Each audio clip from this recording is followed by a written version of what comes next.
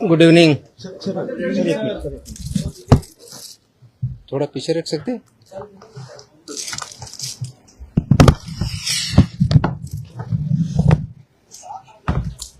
असं काय केलं?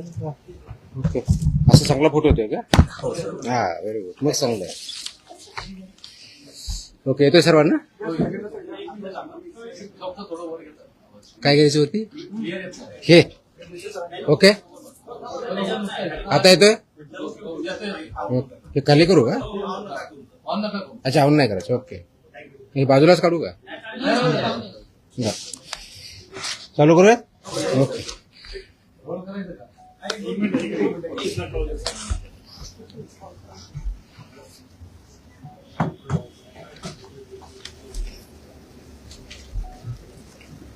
डन? काय? चला, थँक्यू. आज आपण इथं प्रेस कॉन्फरन्ससाठी आला, त्याच्याबद्दल मनापासून सर्वांचे धन्यवाद. आज आपल्याला बोलवण्याचं एक विशेष कारण आहे. पाठीमागे ज्यावेळेस आपण भेटलो होतो त्यावेळेस एक विशेष आदेश आपण पारित केला होता आणि आपल्या माध्यमातून तो सर्वांपर्यंत पोहोचला, ही चांगली गोष्ट आहे. फूड अँड ड्रग ॲडमिनिस्ट्रेशन याच्यामध्ये जशा दोन विंग आहेत, एक ड्रगच्या बाजूला आणि दुसरा फूडच्या बाजूला. आपण दोन्हीकडे काम करत असतो. तर फूडवरती काम करताना एक लक्षात येतं की आपल्याकडं जे रेग्युलेशन्स आहेत, म्हणजे food safety and standards authority act 2006, 2011चे नियम आणि त्या अनुषंगाने 2011 पासून आत्तापर्यंत वेगवेगळे स्टँडर्ड्स आणि रेग्युलेशन जे तयार झालेले आहेत आणि जे इम्प्लिमेंट करणं अपेक्षित आहे, त्याच्यासाठी एन्फोर्समेंट म्हणून किंवा इम्प्लिमेंटिंग ऑथॉरिटी म्हणून FDA, महाराष्ट्रामध्ये फूड अँड ड्रग ॲडमिनिस्ट्रेशन यांची जबाबदारी आहे. त्या कायद्याअंतर्गत फूड सेफ्टी कमिशनर म्हणून मी काम करतो इथे. जे कोणी ह्या पदावरती व्यक्ती काम करतं तर फूड सेफ्टी म्हणून करतं. आणि म्हणून आपण जे अन्न या फूड या डेफिनेशन म्हणजे येतं ते सेफ असावं आणि ते हेल्दी असावं, हे दायित्व आणि हे इम्प्लिमेंट करण्याची जबाबदारी ही फूड सेफ्टी कमिशनर म्हणून या पदावरती आहे. आयुक्त फूड सेफ्टी कमिशनर राज्याचे जे असतात त्यांच्यावरती, प्रत्येक राज्याच्या फूड सेफ्टी कमिशनरवरती आहे. या अनुषंगाने बघत असताना आपलं जे फूड आहे आणि आपण जे कन्झम्पशन करतो, म्हणजे प्रिपरेशन असेल, त्याचं प्रोसेसिंग असेल, त्याचं मॅन्युफॅक्चरिंग असेल आणि त्यांचं कन्झम्पशन असेल, ह्या सर्व स्टेजेसवरती स्टँडर्ड्स ठरलेले आहेत. म्हणजे कन्झम्पशन हे सेफ असावं म्हणून ते सगळी प्रोसेस तत्पर्यंत पाळायची असते. याचा एक महत्त्वाचा घटक जो सर्वात मेन अफेक्ट करतो, मॅन्युफॅक्चर तर आहेच, प्रोसेसर आहेत, पण सर्वात महत्त्वाचा आजच्या डेटला जर बघितला तर हॉटेल्स, रेस्टॉरंट्स, इटरीज, ऑनलाईन जे प्लॅटफॉर्म त्यांच्यामार्फत जे फूड दिलं जातं, विकलं जातं, नागरिकांपर्यंत दिलं जातं, हे स्टँडर्ड्स पाळतात की नाही पाळतात हा एक महत्त्वाचा इश्यू आहे. आणि याच्यासाठी खूप चांगल्या प्रकारचे रेग्युलेशन स्टँडर्ड्स हे फूड सेफ्टी ऑथॉरिटीने, गव्हर्नमेंट ऑफ इंडिया यांनी डिसाईड केलेले आहेत, वेळोवेळी डिक्लेअर केलेले आहे. त्याचं इम्प्लिमेंटेशन करणं हे अत्यंत गरजेचं आहे. त्या अनुषंगानं काल 23 जूनला मी एक आदेश पारित केलेले आहेत की ते आदेश आहेत हॉटेल्स, रेस्टॉरंट आणि इटरीज यांच्या बाबतीतल्या पाळावयाच्या ज्या गोष्टी आहेत, ज्या स्टँडर्ड्स आहेत, ज्या प्रोसेसेस आहेत, त्या पाळणं बंधनकारक आहे त्यांच्यावरती. तर त्यामध्ये जर बघितलं तर आम्ही ग्राहकांच्या आरोग्यासाठी, आरोग्य संरक्षणासाठी अन्न व औषध प्रशासन म्हणून एक महत्त्वाचा निर्णय, एक ऐतिहासिक निर्णय काल घेतलेला आहे आणि ते आदेश मी पारित केलेले आहे. हे काय आदेश आहे तर हे कंप्लायन्स ह्या इंडस्ट्रीनं, म्हणजे हॉटेल्स, रेस्टॉरंट, इटरीज हे जे आहे यांनी करायचे आहेत आणि त्यांचं एन्फोर्समेंट आपल्या मशिनरीमार्फत, म्हणजे आपली जी यंत्रणा आहे त्यांच्यामार्फत करायचं आहे. तर हे करण्यासाठी सुरक्षित अन्न, स्वच्छ आस्थापना आणि जबाबदार अन्न व्यावसायिक यांच्या बाबतीत आपण काही आदेश पारित केलेले आहेत. ते सर्वात महत्त्वाचं म्हणजे काय तर ते जे रेग्युलेशन्स आहेत ते रेग्युलेशन्स इम्प्लिमेंट करणं गरजेचं आहे. ते कोणते रेग्युलेशन्स आहेत तर पहिला आहे रजिस्ट्रेशन, अन्न व सुरक्षा मानके, अन्न व्यवसायाचे परवाने व नोंदणी 2011चे रेग्युलेशन्स आहेत. तर याच्या बाबतीत मोस्टली बऱ्यापैकी रजिस्ट्रेशन झालेलं आहे किंवा लायसन्स झालं. रजिस्ट्रेशन म्हणजे ज्यांचा टर्नओव्हर 1.5 कोटीच्या आत आहे तोपर्यंत रजिस्ट्रेशन, त्याच्यावरचे लायसन्सेस असतात. त्याचं इम्प्लिमेंटेशन काही प्रमाणात किंवा मोठ्या प्रमाणात झालेलं आहे. पण त्याच्या व्यतिरिक्त अन्न व सुरक्षा मानके, अन्न उत्पादन मानके व अन्न संयोजके हे विनियम 2011 याचं इम्प्लिमेंटेशन होणं गरजेचं आहे.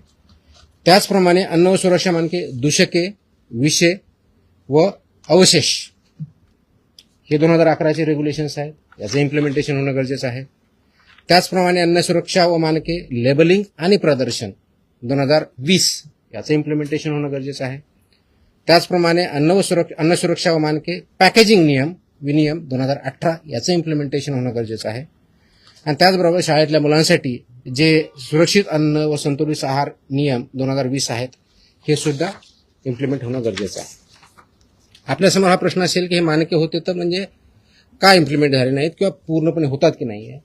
आतापर्यंत आमचा जो अनुभव आलेला आहे म्हणजे माझ्या अगोदरच आहे, जे काही रेट झालेले आहेत, सर्च झालेले, सीजर झालेले आहेत, ज्या कंप्लेंट्स आलेल्या आहेत आणि त्याच्या ज्या फाइंडिंग्ज आहेत त्या फाइंडिंगमध्ये आम्हाला काय सापडलं आणि त्याच्यात हे उत्तर आहे की हे आदेश म्हणजे पालित केले याची आवश्यकता का भासते. कदाचित इंडियामध्ये आपण फर्स्ट असू, मला माहित नाही बाकीच्या राज्यांनी केलेलं नाही, की मोस्टली मला जे आहेत असे आदेश मला बघायला भेटलेले नाही आहेत. कदाचित असेल किंवा दुसऱ्यांनी केले असेल.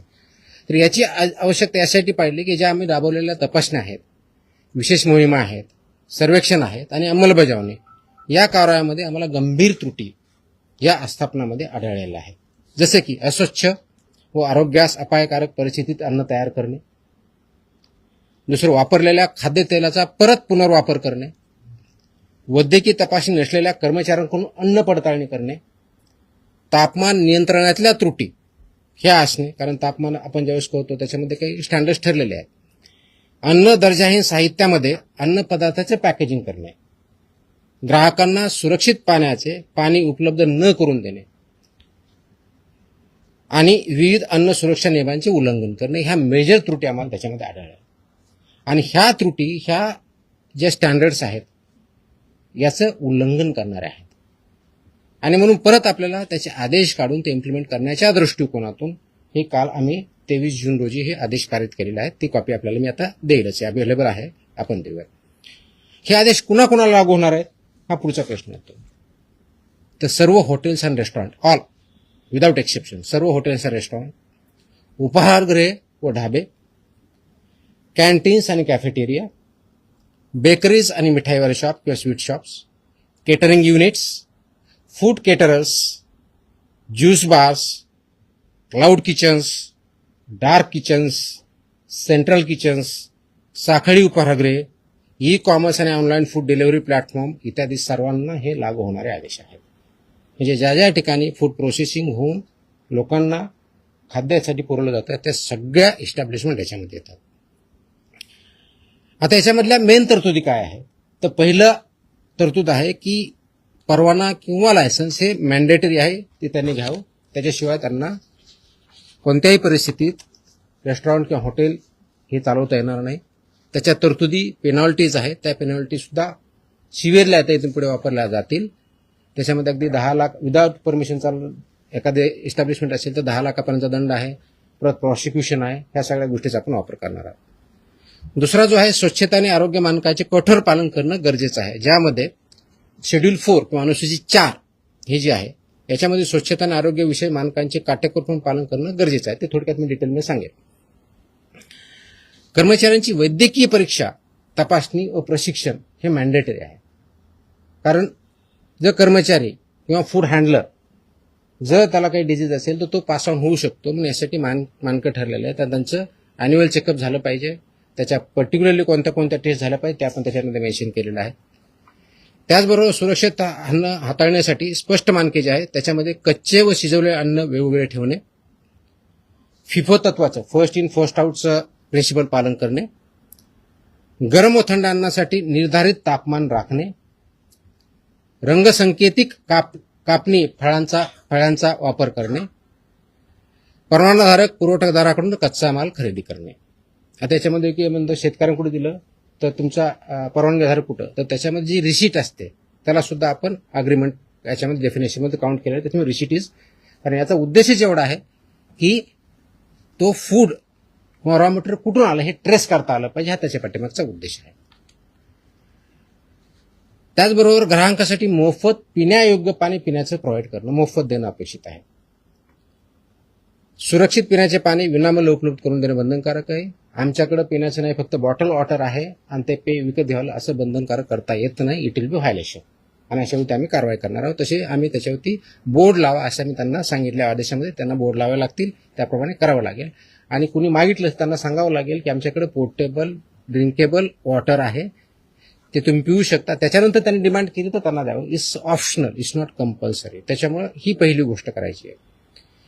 त्याचबरोबर मेनू लेबलिंग आणि पोषणची माहिती ही मॅन्डेटरी आहे. मेन्यूवरती लेबल व्यवस्थित पाहिजेत, त्याचं लेबलिंग व्यवस्थित पाहिजे. त्याच्यामध्ये उपाहारगृहांनी व केंद्रीय परवानाधारक आस्थापने मेन्यूमध्ये कॅलरी माहिती, पोषण मूल्य आणि ॲलर्जन माहिती प्रदर्शित करणं बंधनकारक आहे. तसंच वर्तमानपत्र किंवा छापील कागदात अन्न देता येणार नाही, हे प्रोहिबिटेड आहे, ते त्यांना देता येणार नाही. त्याचं कारण असं की अन्न दर्जाहीन साहित्य, वर्तमानपत्रे किंवा छापील कागदपत्र अन्नपदार्थ गुंडाळणे किंवा वाढणे यावर रेग्युलेशननुसार बंदी आहे. वापरलेल्या खाद्यतेलाचा पुनर्वापर करता येणार नाही, की रियूज बऱ्याच वेळेस करतात. तर फसायच्या ज्या रुको गाईडलाईन आहेत, RUCO रुको गाईडलाईन्स आहेत, त्या गाईडलाईन्सचं इम्प्लिमेंटेशन करणं बंधनकारक आहे.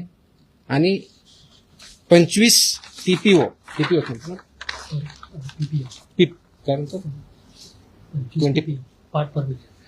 त्याच्यावरती जर गेलं तर ते वापरता येत नाही. आता ठळकपणे आपल्या टेक्निकलच्या ऐवजी नॉर्मल भाषेत म्हणायचं तर त्या तळतानी किंवा तेल जे आहे हे ज्यावेळेस खातं त्यावेळेस फ्लेम्स येतात, तर ते 25% जास्त असतं. वास यायला लागला 25% वरता असतं. काळं दिसायला लागलं 25% वरता, विच इज डेंजरस. त्याचे प्रिव्हेंट ते वापरताच येत नाही. ते करण्यासाठी एजन्सीज आहेत, त्यांना ते सेल करायचं आणि त्याने ते मार्केटच्या बाहेर न्यायचं आहे. एकाने कोणतरी विकायचं, दुसऱ्याकडे वापरायचं किंवा दुसरा यूज करणार त्याला द्यायचं, हे याच्यामध्ये बंधनकारक आहे. त्याच्यामुळे रुको गाईडलाईनचं सुद्धा इम्प्लिमेंटेशन करणं अपेक्षित आहे. 9वी गोष्ट आहे की ऑनलाईन विक्री होणाऱ्या अन्नपदार्थाबाबत परवाना क्रमांक प्रत्येक ठिकाणी लागेल, कॅलरीची माहिती लागेल, ॲलर्जींची माहिती लागेल आणि जेवढे त्यांचे किचन असेल तर प्रत्येक किचनला इंडिव्हिज्युअल परवानग्या त्यांना घ्यावा लागेल. मोठ्या ज्या आस्थापना आहेत, पर्टिक्युलरली 50 करोडच्या वरच्या ज्यांचा टर्नर आहे, त्यांनी फसाईच्या मान्यताप्राप्त ज्या संस्था यांच्यापर्यंत पासून हे ऑडिट बंधनकारक आहे, त्यांना ऑडिट करून घेणं. इयरली त्यांनी ते मॅन्डेटरी ऑडिट पूर्ण सगळ्या प्रोसेसेसचं हे करणं अपेक्षित आहे. ह्याही गोष्टी आपण करतोय. तर हे करण्यासाठी काय आवश्यकता आहे, तर हे करत असताना आमचा उद्देश ह्या संस्थांना, हॉटेलधारकांना किंवा व्यावसायिकांना थ्रेट करणं नाही आहे.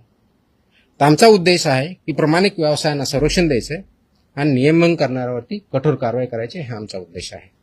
त्याचं कारण हे पूर्ण लाईफ नागरिकांच्या जीवनाशी हे पूर्णपणे निगडीत आहे. अगदी लहान बाळापासून तो वयोवृद्ध माणसापर्यंत याचा डेली संबंध येत असतो. आणि म्हणून फक्त हा केवळ एक कारवाईसाठी नसून राज्यातील प्रामाणिक व जबाबदार अन्न व्यवसायांना प्रोत्साहन देण्यासाठी सुद्धा आहे.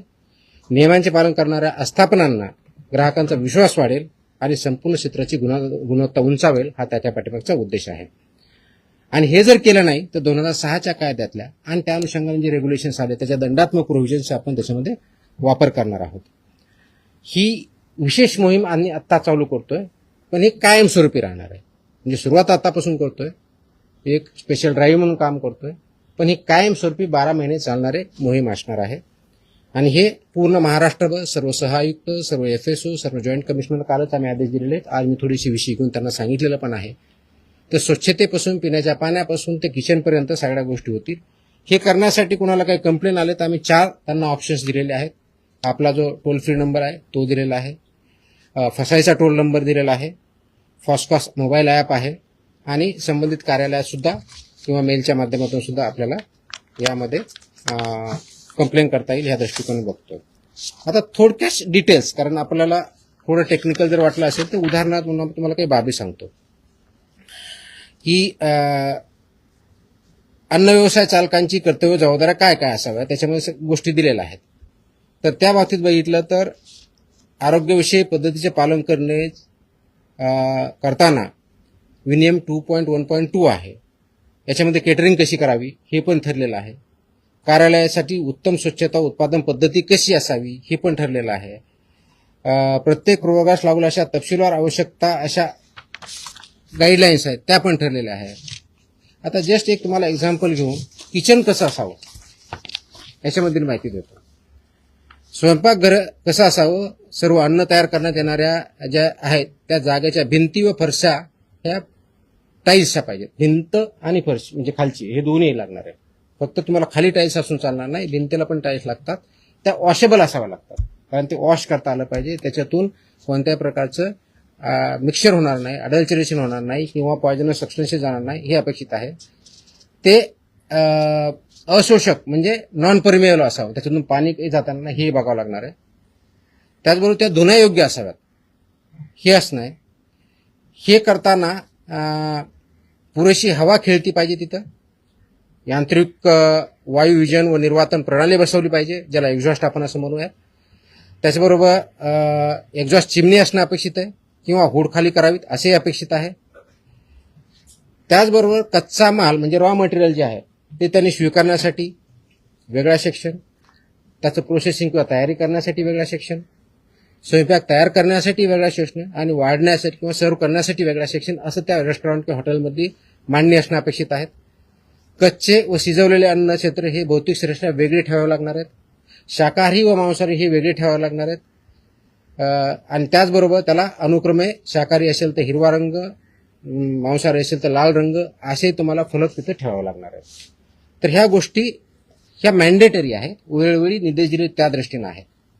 आणि हे काम करत असताना स्वयंपाकगृहात प्रवेशद्वारी पाणी, द्रवसाबण, टॉवेल, ड्रायर अशी व्यवस्था पूर्णपणे असणं अपेक्षित आहे. सो दॅट तिथं ज्यावेळेस कोणता ग्राहक जाईल तर त्याला ह्या गोष्टी अवेलेबल पाहिजेत, जेणेकरून जेवताना किंवा तिथलं फूड कन्झ्युम करताना त्याला ती फॅसिलिटी असणं अपेक्षित आहे.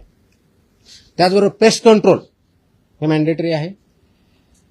हे एखादी एजन्सीवर त्यांनी टायअप करायचे आणि ती व्हॅलिड असली पाहिजे, रजिस्टर्ड असली पाहिजे, अशाच एजन्सी ती डिप्लॉय करायच्या. त्यांनी पेस्ट कंट्रोल रेग्युलरली करून घ्यायचं. हे करत असताना कीटकमुक्त परिस्थिती राखण्यासाठी पुरेशा नियतकालिक अंतराने कीटक नियंत्रण म्हणजे पेस्ट कंट्रोलचे जे मेजर्स आहे ते करणं अपेक्षित आहे. त्याचबरोबर अन्न तयारी क्षेत्रात इलेक्ट्रॉनिक फ्लाय ट्रॅप बसवावेत, त्याची साठवण, अन्नाच्या ठिकाणी उंदीर, झुरळे, माशांचा प्रादुर्भाव शून्य असला पाहिजे. ते कोणत्याही परिस्थितीत ऍक्सेप्ट होऊ शकत नाही. It's absolutely not acceptable as per the rules and regulations. तर हे एक उदाहरण म्हणून आहे. याची ऑर्डरमध्ये मी सगळ्या गोष्टी दिल्या ज्या 10च्या आसपास गोष्टी आहेत. हे करण्यापाठीमागचा उद्देश एवढाच आहे, कारण प्रोसेस केलेलं फूड आपण ज्यावेळेस खातो त्याचे इम्पॅक्ट आपल्यावरती होतात. म्हणजे फूड पॉयझनिंग जे एक्स्ट्रीम केस आहे, पण ते दररोज आपल्या हेल्थवरती कॅलरीपासून ते चुकीच्या पद्धतीने हँडल करण्यापासून, स्वच्छतेपासून ते पाण्यापासून ते बसण्याच्या व्यवस्थेपासून तर असणाऱ्या गोष्टी तिथं कोणत्या कोणत्या आहेत ह्या मॅन्डेटरी आहेत. आणि याच्या बाबतीत आपल्याला काही त्रुटी सापडत असेल की जसं की आता तुमच्या याच्यामध्ये सांगितलं की हॉट फूड म्हणतो, गरम जेवण म्हणतो, तर त्याचं टेम्परेचर किती आहे हे पण ठरलेलं आहे. ज्यावेळेस हॉट फूड म्हणतो तर 60 डिग्री सेल्सिअस ते हीट पाहिजे. तुम्ही म्हणलं की कोल्ड तर 4 डिग्री सेल्सिअसचं पाहिजे. तुम्ही म्हणलं फ्रोझन तर -18 डिग्री सेल्सिअसचं पाहिजे. तर ह्या मॅन्डेटरी गाईडलाईन आहेत. त्या इम्प्लिमेंट होतात की नाही होतात ते करण्याच्या दृष्टिकोनातून नागरिकांमध्ये अवेअरनेस यावा, त्या इंडस्ट्रीला आणखी चांगल्या पद्धतीने माहीत व्हावं आणि आमच्या अधिकाऱ्यांनी ते इम्प्लिमेंट करावं. हा तिहेरी पर्पज याच्या पाठीमागचा आहे. आणि या तिहेरीच्या माध्यमातून एकत्रित येऊन हे आपलं आरोग्य नागरिकांचं कसं चांगलं राहील अशा दृष्टीने हे काल आम्ही आदेश इंग्लिश आणि मराठी दोन्हीमध्ये आहेत. दोन्हीच्या कॉपी आपल्याला भेटतील. प्रेस नोट सर्क्युलेट करा ती दिलेलीच आहे. तर या माध्यमातून हे नागरिकांनाही माहीत व्हावं, त्या इस्टॅब्लिशमेंटला माहीत व्हावं आणि आम्ही इन्फोर्स करताना ह्या सगळ्या गोष्टी बघाव्या. बऱ्याच वेळेस होतं की आमचे अधिकारी ज्यावेळेस जातात त्यावेळेस तिथला सॅम्पल घेतला जातो, सॅम्पलचा रिझल्ट आल्यानंतर आम्ही पुढची बघतो. पण फक्त सॅम्पल घेणं एवढ्यापुरतं मर्यादित राहायचं नाही. हे मी आदेश दिलेले आहेत की तिथे गेल्यानंतर हे जे टोटल 28 रेग्युलेशन त्याच्यापैकी 22 हे वेगवेगळ्या बाबतीत आहेत. जसं याच्या बाबतीत जवळजवळ 9 रेग्युलेशन्स मी सांगितले ह्या इंडस्ट्रीच्या बाबतीत. तर प्रत्येकाला more than 2 to 3 regulations compulsory आहेत, कारण रजिस्ट्रेशन कंपल्सरी आहे, बाकी स्वच्छतेच्या बाबतीतले आहेत. तर हे सगळे जे रेग्युलेशन त्या सगळ्यांचं रेग्युलेशनचं पालन होतंय की नाही, कंप्लायन्स ती इंडस्ट्री किंवा इस्टॅब्लिशमेंट करते की नाही हे बघणं आवश्यक आहे. आणि तशा दृष्टीने इथून पुढे तपासण्या होतील. त्याच प्रकारे सॅम्पल घेणं त्यातला एक भाग राहील. ह्या सगळ्या गोष्टीचा कंप्लायन्स त्यांना करणं कंपल्सरी आहे. आणि हे ज्यावेळेस सॅम्पल लॅबकडे जातात तर लॅब बरोबर देताना आमचा एक फॉर्म असतो, फॉर्म 5, आणि ड्रगचा एक वेगळा फॉर्म आहे. म्हणजे तिथे तर ते फॉर्म 5 पूर्णपणे आतापर्यंत भरला जात नव्हता का इनकम्प्लीट येत होता.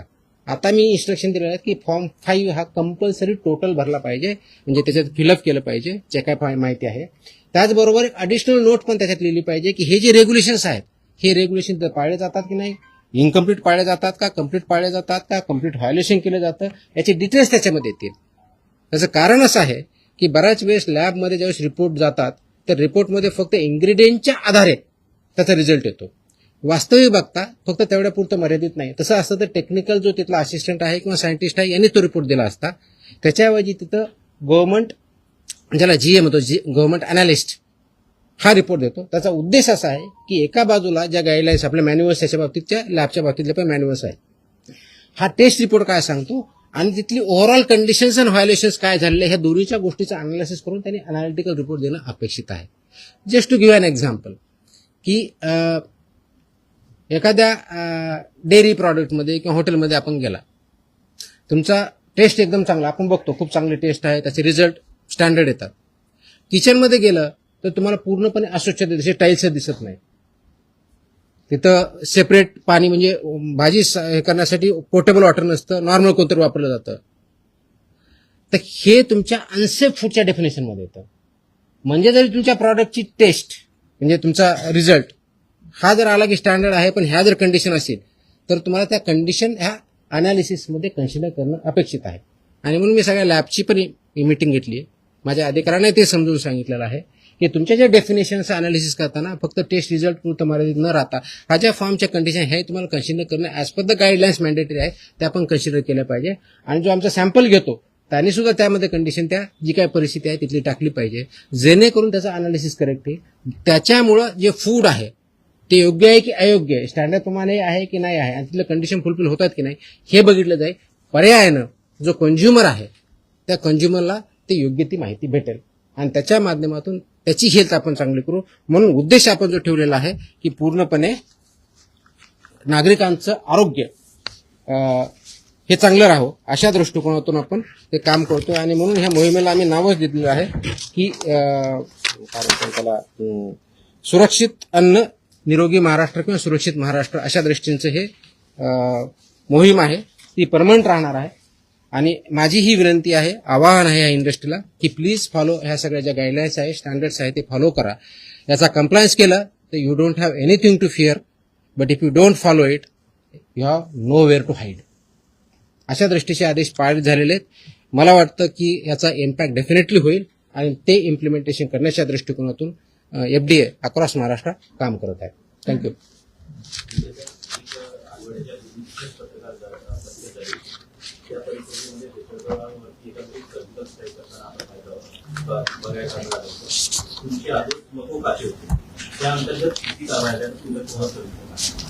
मकोकाच्या गाईडलाईन्स माझे आदेश जर बघितले असतील तर त्याच्यामध्ये आपली प्रोसिजर दिलेली आहे. 1999चा जो कायदा आहे त्याच्यामध्ये 23ची प्रोसिजर पण दिलेली आहे. ते करताना तो गुन्हा केला त्याच्या अगोदर झालेला आहे का, त्याची हिस्ट्री काय, त्याचे अँटीसिडंट्स काय आहे, त्याचे FIR काय आहेत, आणि हे असल्यानंतर त्याची अप्रुव्हिंग ऑथॉरिटी ही काय PI नाही आहे, ती DIG लेवलची ऑथॉरिटी आहे. तर अशा काही 4-5 केसेस बिल्डअप झालेल्या आहेत. पण फायनल मकोका अजून त्याच्यावरती इन्व्होक झालेला नाही कारण ते इन्व्हेस्टिगेशनचा मॅटर आहे. ते झाल्यानंतर त्याच्यावर डेफिनेटली होतील. परंतु सर्व ज्या ज्या ठिकाणी आमच्या प्रोहिबिटेड आयटम्सवरती FIR झालेल्या आहे त्या प्रत्येक ठिकाणची FIR ही या अँगलमधून तपासली जाते आहे आणि त्याच्यावर पुढची कारवाई तुम्हाला काही दिवसात दिसेल. तुम्हाला एक गोष्ट माहिती आहे का, विधानसभेमध्ये एक अधिवेशन सुरू होतं, जितेंद्र आव्हाड जे आहेत त्यांनी आता एक हे केलं की 250 कोटी रुपये तुमची बदली घेण्यासाठी म्हणून इंटरनॅशनल ड्रग रॅकेटने गोळा केलेले. काय भानगड काय म्हणजे ही तुम्हाला काही माहिती आहे का, म्हणजे ड्रग माफिया ही तुकाराम मुंडे काही जर समजत नाही. आयडिया नाही, काय आयडिया नाही. आय एम हिअरिंग फ्रॉम, मला काय आयडिया नाही. म्हणजे त्यांनी बोललं तर त्यांना तुम्ही विचारलं पाहिजे, मला विचारून काय करणार आहे. बदली करवण्यासाठी I have no idea, I have no comments. Drug माफियांना तुम्ही हात वगैरे लावलाय का, काही प्लॅनिंग केलं? मी माझ्या महाराष्ट्रात जेवढे मॅन्युफॅक्चरर्स आहेत फूडवाले असतील, ड्रग्जवाले असतील, त्यांना इंडस्ट्रियलिस्ट किंवा एंटरप्रेन्योर म्हणतो. चुकीचे करणारे असतील तर त्यांना माफिया म्हणून ट्रीट केलं जाईल, कारवाई केली जाईल. किती महिने राहण्याचा प्लॅन करून तुम्ही आले? Sorry? इतरांना विचारतात Sorry? किती महिने राहण्याचा प्लॅन करून एनटीएला आले? आय थिंक प्रेस कॉन्फरन्सच्या बाहेरचे विषय आहेत हे आता. तर एक लॅबचा विषय असा होता की एफडीएच्या आता जे पायधुनीचं मॅटर झालं कलिंगडामधून विषबाधेच्या संदर्भात ते जुनं आहे. जुनं आहे, पण त्याच्यात एफडीएच्या लॅब ज्या आहेत त्या टेस्टिंगसाठी सगळ्या पद्धतीच्या तेवढ्या एफिशियंट नाही किंवा रिपोर्ट लवकर मिळत नाही, पाण्याचं अनालिसिस लवकर ही फॅक्ट आहे की रिपोर्ट लवकर भेटत नाही. त्याचा मी आढावा घेतलेला आहे. आपल्याकडे सध्या 3 प्लेसेसला लॅब आहेत असं सांगितलं जातं. एक नागपूरला सांगितलं जातं, एक छत्रपती संभाजीनगरला आणि तिसरी इथे. या तिन्ही ठिकाणी आपल्याकडं ड्रग आणि फूड या दोन्ही लॅब आहेत. याचं थोडं करेक्शन आहे. ह्या 3 नाहीत, आपल्याकडे 5 लॅब आहेत. पहिली गोष्ट ह्या 3 आहेत, प्लस पब्लिक हेल्थ लॅबोरेटरी पुण्याला आहे आणि बीएमसीकडे आपले एक स्टेट फूड लॅबोरेटरी अशा 5 लॅब आहेत. सफिशियंट आहे.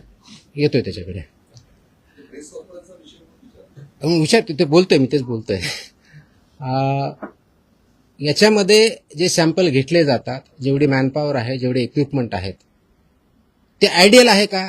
त्याचं उत्तर नाही आहे. ते इम्प्रूव्ह करावं लागेल. ते विल डू. त्याचा प्लॅन आहे, त्याच्यावरती आपण काम करतोय.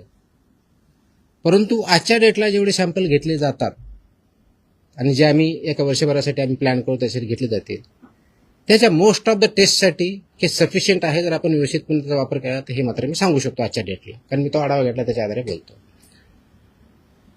काही मॅनपॉवर 1-2 महिन्यापूर्वी जॉईन झालेली तिथं नवीन, त्याच्यामुळे त्याची कपॅसिटी वाढलेली आहे. कपॅसिटीपेक्षा एफिशियन्सीचा प्रश्न जास्त आलेला आहे आणि ती एफिशियन्सी कशी वाढवायची याच्यावरती आमचं काम चालू आहे. मे मधले रिझल्ट तुम्हाला जून मधले रिझल्ट, आता जो महिना आहे, याचे सॅम्पल केलेले टेस्ट हे अगोदरच्या महिन्यापेक्षा बऱ्याच पटीने वाढलेले तुम्हाला दिसतील. क्वालिटीवरती काम चालू आहे, स्पीडवरती चालू आहे, एफिशियन्सीवरती चालू आहे. थोडेसे मॅनेजमेंटचे इश्यू आहेत, we are sorting it out. आणि एका वर्षभरामध्ये आणखी चांगलं इक्विपमेंट, ज्याला हाय एंड इक्विपमेंट म्हणतात, HEE, ते इन्स्टॉल करण्याची आमची तयारी आहे.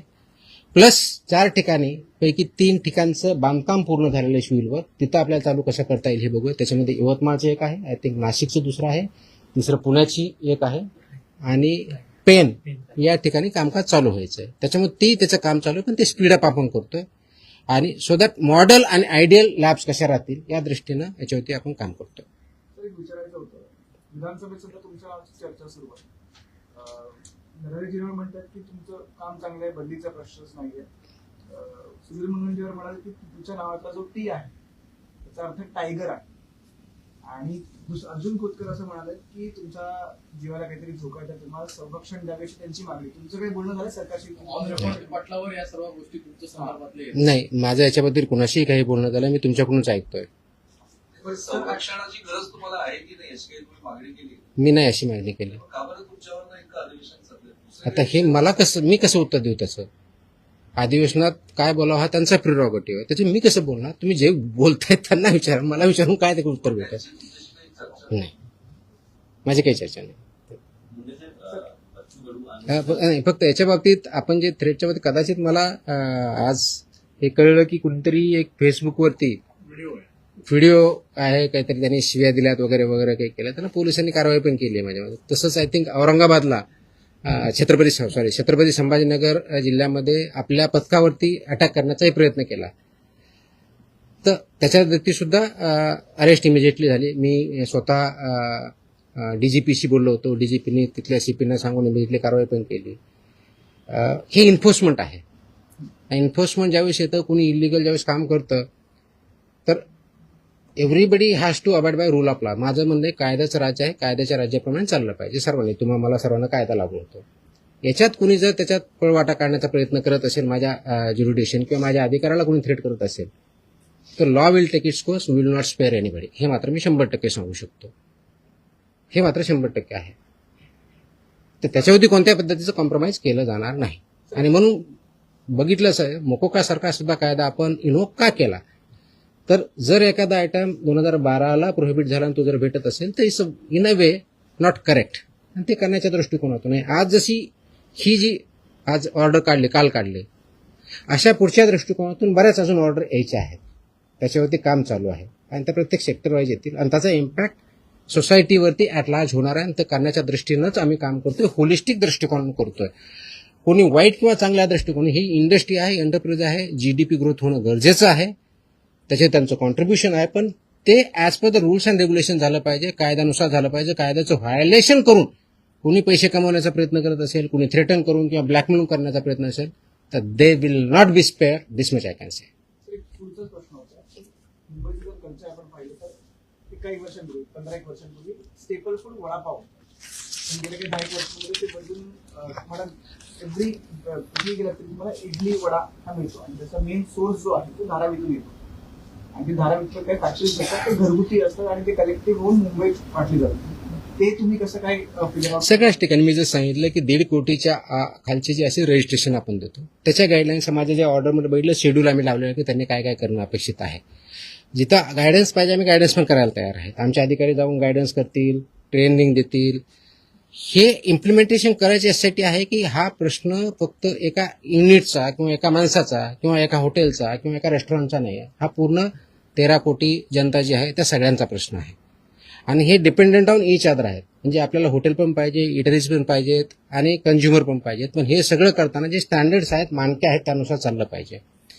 ते बऱ्याच लोकांना माहीत पण नाहीत. आता ते माहीत होण्याचा उद्देश की ठीक आहे, कायदा आहे, रेग्युलेशन्स आहेत, आपल्या काय वेबसाईटवरती अवेलेबल आहेत, पण तेच लोकांपर्यंत पोहोचण्याचा एक उद्देश. आणि जे याच्यामध्ये बिझनेस आहेत, एब्यूज ज्याला म्हणतो आपण, फूड बिझनेस ऑपरेटर्स, त्यांना सुद्धा माहिती इंग्लिश आणि मराठी, म्हणून ती ऑर्डर कॉम्प्रिहेन्सिव्ह दृष्ट्या मी काढली आणि नाही केलं तर त्याचे कम्प्लायन्सची पेनॉल्टी तुम्हाला जस्ट आपल्या माहितीसाठी म्हणून एक थोडक्यात तो मला एक सांगायचं होता पण विसरून गेला. तर याच्यामध्ये जर बघितलं तर एक आहे की दंड, खटला व शिक्षा हे एक प्रोव्हिजन याच्या पानावरती दिलेलं आहे. त्याच्यामध्ये काय आहे, फॉर एक्झाम्पल असुरक्षित अन्न जर असेल, आरोग्यास हानिकारक जे ठरलेलं, तर मृत्यू झाला तर 7 वर्षापेक्षा कमी नाही व आजन्म कारावासापर्यंत एवढी सजा त्याच्यामध्ये आहे आणि 10 लाख रुपये दंड. हे अनसेफ फूड. आता अनसेफ फूडची डेफिनेशन मी आता थोडक्यात तुम्हाला सांगितली. अस्वच्छता आली तर अनसेफ फूड येऊ शकतं. दुसरं, गंभीर दुखापत झाली, इंजरी झाली तर 6 वर्षापर्यंत कारावास आणि 5 लाखापर्यंतचा दंड आहे.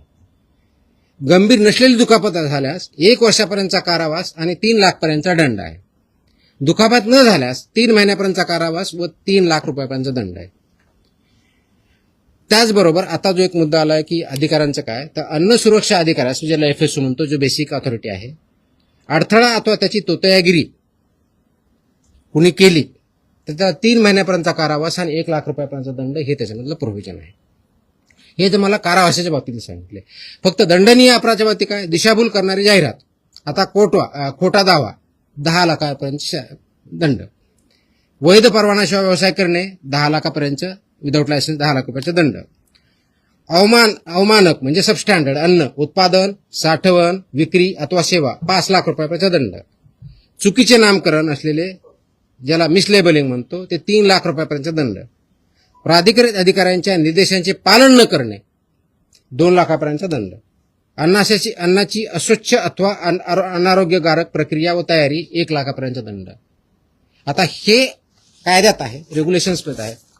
कदाचित इम्प्लिमेंटेशन एवढे स्ट्रिक्टली झाले नसतील, बट इथून पुढे 100% होतील आणि त्याचा परिणाम आपल्या ह्या इंडस्ट्रीवरती, हेल्थवरती अल्टिमेटली होईल. जे आपल्याला आपण जे कॅम्पेन घेतलेलं आहे की safe food, safe drug, safe Maharashtra, तर सेफ फूडच्या पार्टमधला हा एक पार्ट आहे. त्या दृष्टिकोनातून आपण काम हा करतो. मी स्पेसिफिकली विचारला यासाठी कारण की फक्त धारावी हे आपण रजिस्टर्ड आस्थापनांबद्दल बोलतो. धारावी असेल किंवा मुंबईत ठिकठिकाणी जर आपण पाहिलं तर स्लम पण नाही, आपण कुठेही गेलो तरी रस्त्यावरती स्टॉल लावतात, पण ते जे अन्न शिजवतात ते त्यांच्या घरी शिजवतात आणि ते काय रजिस्टर्ड असतं तसं नाही, पण त्यांच्यावरती पण ते पण रडारवरती असणार. ऑफकोर्स सगळेच मी सांगितलं, सगळ्या आस्थापना याच्यामध्ये काम करतात, त्या सगळ्या आल्या. मग ते जर घरी बनवत असेल तर घरची स्वच्छता व्यवस्थित पाहिजे आणि तिथं जे विकतात तिथे पण ते व्यवस्थितपणे पाहिजे. हे स्टँडर्ड त्यांना पाळावं लागतील. त्यांना अवेअरनेस पाहिजे, तर अवेअरनेस लायसन कंपल्सरी रजिस्ट्रेशन म्हणजे 1.5 कोटीपर्यंत रजिस्ट्रेशन असतं. 1.5 कोटीच्या वरती टर्नओव्हर असलेलं लायसन्स असतं, मॅन्डेटरी. लायसन नसेल तर मग कारवाई हो ना. सुरुवात झाली. आपल्याकडे जवळजवळ 11.5 लाख लायसन्स होल्डर किंवा रजिस्टर्ड आहेत महाराष्ट्रात. म्हणजे टोटल याच्यामधले, त्याच्यामधले फूड याच्यामध्ये 4-4.5 लाखाच्या आसपास आहेत. म्हणजे it's not a small number, it's a biggest number in India. बरोबर ना. जवळजवळ 4-4.5 लाख आपल्या फूड बिझनेस ऑपरेटर जे फूड सेक्टरमध्ये काम करतात तेवढेच आहे. त्याचा स्मॉल नंबर नाही आपल्याकडे आणि तो वाढतोय. म्हणजे 31 मार्चला आम्ही आकडा बघितला तर अराउंड 11,30,000 होता, आता 11,61,000च्या आसपास गेलेला आहे. Yes please. तर पावसाला सुरुवात झाली आहे. अनेक मुंबईसारख्या ठिकाणी खाऊ गल्ल्या आहेत ज्या अस्वच्छ असतात, दुर्गंधीयुक्त ठिकाणी बऱ्याचदा खाद्यपदार्थ विक्री केले जातात, त्यांच्या नोंदणी देखील नसतात. अशा खाऊ गल्ल्यांवरती कसं नियंत्रण मिळतं? आता जे सांगितलं त्याचे सगळे रेग्युलेशन इम्प्लिमेंट करायचे आहेत. आपण स्पेशल मूव्ह दरवर्षी आपण पावसाळ्याच्या अगोदरची मूव्हिंग घ्यायचो, पण ते थोडंफार असायचं. तर ह्याच्यामुळे मी कॉम्प्रिहेन्सिव्ह आदेश परमनंटली काढलेले आहेत. हे आपण करणारच आहोत. माझी एक दुसरी विनंती आपल्या माध्यमातून सर्वांना, की आपण जे अन्न सेवन करतो ना ते सेफ आहे की नाही हे थोडं बघावं. आपल्याला फक्त रस्त्याने जाताना फक्त कन्व्हिनियन्ससाठी गाडीतून उतरलं की काहीतरी गडबड आहे मग खातो ना, त्याचे परिणाम खूप बेकार होतात. तो सेफ आहे की नाही पहिलं तर बघा. ते रेस्टॉरंट वगैरे रजिस्टर्ड आहे की नाही, त्याच्यावरती मॅन्डेटरी आहे. समोर दरवाजाला त्यांनी रजिस्ट्रेशनचं सर्टिफिकेट लावणं मॅन्डेटरी आहे. नसेल तर ते आम्हाला कळवा, आम्ही तशी कारवाई करू. म्हणजे जेणेकरून तिथं तुमच्या आरोग्यात तुम्ही पैसे घेऊन ते अन्न खाताय तर तुमच्या आरोग्यावरती त्याचा परिणाम विपरीत होऊ नये, तो चांगल्या दृष्टीने व्हावा. हे जर करायची थोडी काळजी घेतली पाहिजे. तर स्ट्रीट फूड जरी असलं तर ते व्यवस्थित आहे की नाही हे सुद्धा आपण पाहणं बंधनकारक. त्याच्यामुळं सेलर जसे आहेत तसे कंझ्युमर आहेत. जे डिमांड आहे तसे सप्लाय आहे. तर सप्लायर जरी असले आणि डिमांड नसेल तर ऑटोमॅटिकली ते बंद होईल. तर डिमांड करणाऱ्याने सुद्धा त्यांचा अवेअरनेस वाढावा, त्यांनी सुद्धा काम करावं. ॲज अ कंझ्युमर सुद्धा आपण बघावं. ह्या दृष्टिकोनाने सुद्धा हे आदेश वाढा. आम्ही वेबसाईटला टाकतो, आपल्या माध्यमातून तो जाईलच. तर हे वाचले तर बऱ्याच गोष्टी क्लिअर होतील की यांच्याकडे काय पाहिजे. तर तोही याच्या माध्यमाचा एक उद्देश आहे की जेणेकरून ॲज अ कंझ्युमर म्हणून आपण त्या गोष्टी पाळल्या पाहिजे. सर, मुंबई आणि उपनगरामध्ये सॉरी मुंबई आणि उपनगरामधल्या रस्त्यांमध्ये जी छोटी ऑफिस आहेत, जे व्हेज असेल, रेस्टॉरंट असतील, बार असतील, त्या सगळ्या ठिकाणी तशी दुर्गंधीच आहे आणि तिथे टार्गेटची व्यवस्था नसते किंवा आपले डोळे तर ह्या सगळ्या तुम्ही आयडेंटिफाय कसे करता? आपले सर्वे असतात, सर्व्हेलन्स आपण घेत असतो. म्हणजे आपले अधिकारी वेगळे जातात. आपल्याकडे एक तर माहिती कंप्लेंटचा मार्फत एक होते, दुसरं आपण स्वतः सर्व्हेलन्स घेतो आणि तिसरं आपण एन्फोर्समेंट असे तिन्ही कॅटेगरीतून आपण बघतो. आपल्याला अशी काही माहिती असेल सांगा, आम्ही व्हेरीफाय करू, कारवाई करू. टॉयलेट बाथरूम संदर्भात काय आहे त्याच्यात आहे ते सगळे आहेत सगळ्या गोष्टी आहेत कंप्लेस. सर्वसामान्यांच्या प्रश्न तुम्ही जसं त्या हॉटेलला मी गेलो तिथं बोर्ड तर नसतो, स्वागतम सुस्वागतम चांगलं मोठ्या याच्यामध्ये आणि त्याचं नाव असतं, पण सर्वसामान्यांना प्रश्न हाच पडतो. मी लगेच तक्रार करतो, पण त्याच्यावरती कारवाई कशी होते, काय होते काय कळत नाही. कारवाई कुठं करायची सर्वात मोठा प्रश्न. तक्रार कुठं करायची आताच मी सांगितलं. नंबर बघा किंवा इथं. हा आता परत सांगतो मी. घेऊन असं आहे की दादा ईस्ट मध्ये एवढे छोटे ऑफिस आहेत, तिकडे अत्यंत अवस्था जी आहे ती वाईट आहे. करू आम्ही सगळे जे कोणते असतील सगळ्यावरती करू, काहीच अडचण नाही. हीच अवस्था सगळ्या ठिकाणी आहे. पण दादा कंप्लेंटच्या बाबतीत मी सांगितलं आपल्याला 4 ऑप्शन दिलेले आहेत आणि काही दिवसामध्ये पुढच्या आठवड्यापासून आम्ही एक आता आजच आम्ही टेस्ट केलेली आहे, वेब लिंक तयार केलेली आहे. त्याच्यामुळे तुम्हाला त्याच्यावर डाउनलोड केले की मोबाईलवरून करता येईल, एवढी व्यवस्था केली. पण त्याला एक 8-1 दिवस लागतील आणखी, कारण ते टेस्टिंग अधिकारी टेस्टिंग करतायत, त्याच्यावरती ट्रायल चालू आहे, ड्राय रन चालू सध्या. एक 8-1 दिवसामध्ये ते पण लागेल. आपल्याला हेल्पला म्हणजे ज्याला टोल फ्री नंबर आहे 1800-222-365 हा आमचा इथला आहे. टोल फ्री नंबर 24 तास चालू असतो, आपल्याला 24 तासमध्ये ते येतात. फसाईचा टोल फ्री नंबर आहे 1800-114-000. याच्यावरती आपण करू शकता. फॉस्कासचा मोबाईल ॲप आहे, आपण डाउनलोड करू शकता, त्याच्यावरती करू शकता, किंवा ईमेलच्या आधारे आपल्या कार्यालय करू शकता किंवा फिजिकली देऊ शकता. एवढे 5 मीन्स आजच्या डेटला अवेलेबल आहेत. आणि 6वा जो आपला जो वेब लिंक करतोय पुढच्या 1 आठवड्यामध्ये येईल. कारण हे जे आहेत हे मोस्टली आपल्याला फूडसाठी अवेलेबल आहे. ड्रगसाठी जर करायचे असेल त्यासाठी वेगळं नाही, म्हणून आम्ही ते वेब लिंक करतोय. मोबाईलवर डाउनलोड केली की ते AI इनेबल्ड आहे. त्याच्यामुळे तुम्हाला तो प्रश्न विचारणार काय ते करत जाणार आणि त्या दृष्टीनं म्हणजे बोलता येतं किंवा टाईप करता येतं, दोन्ही ऑप्शन आम्ही देणार आहोत. जेणेकरून ते आमच्यापर्यंत येईल, आम्ही ते ऑटोमॅटिक असाइन करू आणि त्याचा डॅशबोर्ड मला पण बघता येईल, त्या अधिकाऱ्याला बघता येईल, किती आल्या, कुणाकडे गेल्या, किती पेंडिंग आहे, किती दिवसापासून पेंडिंग आहे. Everything will be there. It is there. We are establishing the system. त्या संदर्भात तुम्ही खूप मोठी कारवाई करत आहात, तर त्या संदर्भात काही माहिती द्या की किती जणांवर याचा कारवाई झाली, किती जण. मला वाटलं आज खूप जास्त होईल. माझ्याकडे डेटा आहे, उद्या तुम्हाला त्याच्याबद्दलची 1 महिन्यामध्ये जेवढ्या कारवाया झाल्यात, कारण उद्या 1 महिना पूर्ण होतो, त्या दृष्टीने परिपूर्ण नोट गुटख्याच्या बाबतीतली असेल, नॉन गुटख्याच्या बाबतीतली असेल, ड्रगच्या बाबतीतली असेल आणि ते मेजर आकडा आहे, मी देईल. सॉरी अरे यार, लास्ट टाइम आपने वो ही वायरल, मुझे हिंदी अच्छी नहीं, वही वायरल हो गया आपने. गुटख्या संदर्भात पान देतात, पण त्या पान टक्क्यांवरती उपक्रम आहे ते अशी पानं मिळतात त्यांनी नशा किमान वगैरे वापरलं जातं. इन फ्युचर त्याच्यावरती पण तुम्ही कारवाई करणार आहात. नाही, कसं असतं 50-200 रुपयांना ते पानं मिळतात. पानाला बॅन नाही आहे, गुटख्याला बॅन आहे. आपण त्यातला कंटेंट म्हणतो. ते आम्ही तपासून असं आमच्याकडे आलं तर आम्ही ते व्हेरीफाय करतो, त्याच्यात सापडलं तेही कारवाई करतो. सी अल्टी कंटेंट काय हे बघावं लागणार आहे. तर कंटेंट त्याच्यात सापडला तर डेफिनेटली होईल त्याच्यावरती कारवाई. कंटेंट सापडलं तर होईलच. Sir, till date, how many food business operators are not yet licensed and registered? ये कैसे पता चलेगा लाइसेंस नहीं है करके? लाइसेंस मैं बता रहा हूँ, लाइसेंस मेरे महाराष्ट्र में टोटल 11,61,000 लाइसेंस और रजिस्टर्ड या बीओज है. महाराष्ट्र की बात कर रहा from हूँ. last 13 years. But अभी अवेयरनेस क्रिएट नहीं होता है, अभी लाइसेंसिंग और रजिस्ट्रेशन बढ़ रहा है, चालू है ना, ऑनलाइन ही है. How many people are still like 80% हो चुका है? अरे ऐसे कैसे बता पाएंगे? वो मेरे पास एस्टिमेट होता तो सब नहीं कर लेता मैं. एस्टिमेट कितना बाकी है कैसे बोल सकते हैं? तो जो इन्फॉर्मेशन आएगी अवेयरनेस क्रिएट उतना बढ़ते जाएगा. सर फूडमध्ये फूड पॉइझनिंग हा मुद्दा आहे.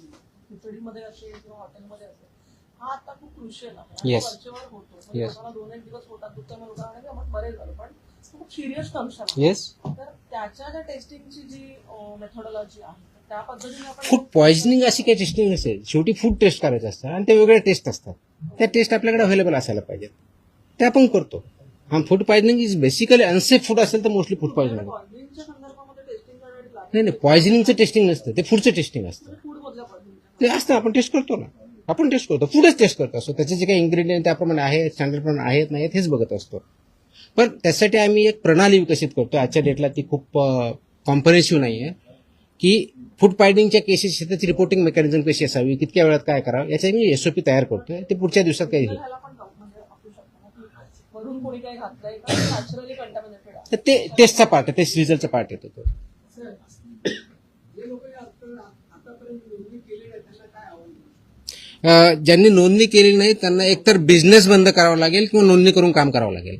तर ती माझी विनंती आहे की जे याच्यामध्ये काम करतायत तर त्यांनी एकतर नोंदणी करून घ्यावी आणि आपला बिझनेस जे काही स्टँडर्ड्स आहेत त्याप्रमाणे चालवा किंवा आपला धंदा बंद करावा. अन्यथा 10 लाखापासून 10 लाखापर्यंत पेनल्टी आहे, त्याचे आम्ही प्रोव्हिजन वापरायला सुरुवात करतोय.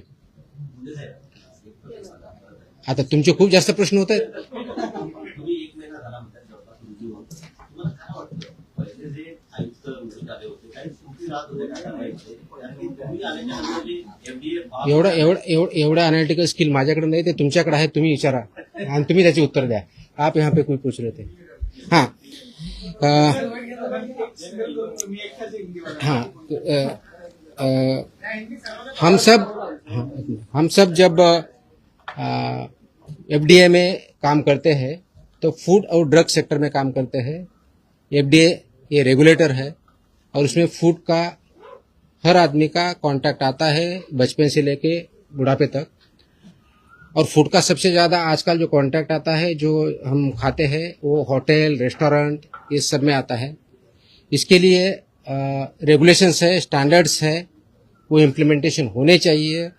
वो छोटा सा रेस्टोरेंट हो या स्टार होटल हो, ये सब के लिए स्टैंडर्ड 2011 से अब तक आए हुए हैं. 2020 2026 के भी कुछ आए हैं कि जैसे कि आपके जो इंस्ट्रूमेंट सब्जी काटने वाले कौन से होने चाहिए, स्टेनलेस स्टील का क्या चाहिए, ये सब इसमें पैकेजिंग का मटेरियल चाहिए, फूड ग्रेड वाला चाहिए, नॉन फूड ग्रेड वाला चाहिए, ये सब डिसाइडेड है. लेकिन हमने जो महाराष्ट्र में पाया है कि जो हम सर्वेलेंस करते हैं, इन्फोर्समेंट एक्टिविटी लेते हैं, जो कंप्लेन आते हैं वो हम चेक करते हैं, तो उसमें काफ़ी हद तक ये वायलेशन पाए गए हैं कि जो फूड स्टैंडर्ड्स है अलग अलग उसका पालन नहीं किया जाता है. वो जो फूड स्टैंडर्ड्स है वो सेफ्टी के हिसाब से हो, सैनिटेशन के हिसाब से हो, वहाँ के फूड हैंडलर्स हो, वाटर बॉटल की मतलब पानी फ्री में जो पोर्टेबल देना चाहिए वो हो, या लाइसेंस नहीं है या लाइसेंस वहाँ दिखाया नहीं जाता ये हो, ये सब के जो रेगुलेशंस हो इम्प्लीमेंटेशन करना जरूरी है.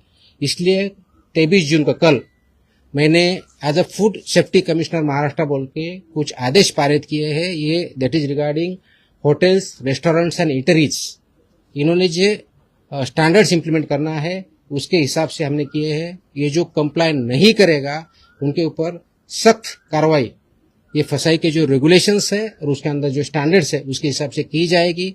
जैसे फॉर एग्जांपल अगर कोई अनरजिस्टर्ड या अनलाइसेंस एफबीओ काम कर रहा है तो उसको 10 लाख तक की पेनल्टी है।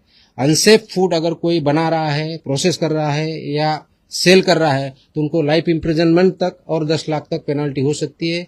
इसका इम्प्लीमेंटेशन इसके आगे बहुत सख्त तरीके से होगा। ये मेरी विनती है, मेरा एक आह्वान है कि जो इंडस्ट्री इसमें है सबने इसका कंप्लायंस करना चाहिए और मेरे ऑफिसर को मैंने सख्त ताकीद दी है कि ये सब इम्प्लीमेंटेशन कंप्लीट होगा, कॉम्प्रहेंसिव होगा। अब तक जाके सिर्फ सैंपल लेके जो आते थे उतना नहीं होगा, उसके सिवा सब जितने रेगुलेशंस है वो सब रेगुलेशन इम्प्लीमेंट हो रहे कि नहीं हो रहे उसका रिपोर्ट सैंपल के साथ आएगा और उसी हिसाब से सैंपल का टेस्टिंग भी हुआ, रिजल्ट भी होगा।